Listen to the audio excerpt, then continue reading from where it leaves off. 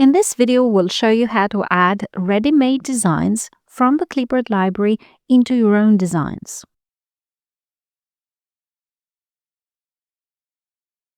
The Clipart library is a collection of ready-made designs.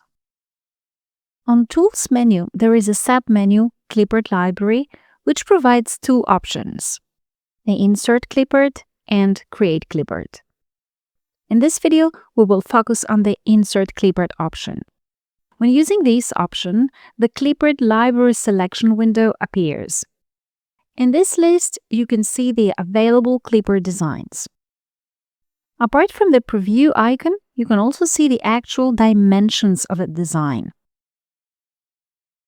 You can scroll down to locate what you like.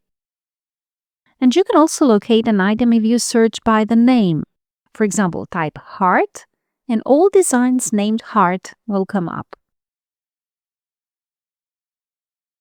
Additionally, you can filter the items you see using the tag categories. Only items that are included in the selected tag categories appear in the list above.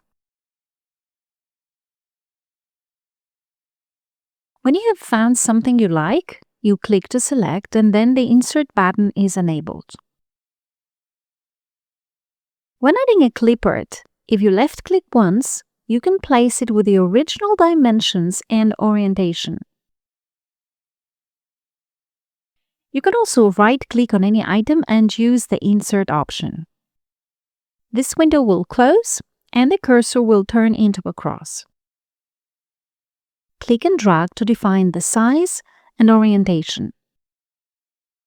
While dragging, you can see a scaled and rotated preview which follows the movement of the mouse. Once you release the mouse, the item is finalized. As you can see, it is very easy to use any of the Clipart items into a design. You can easily rename any of the Clipart items using the respective options of the right-click menu.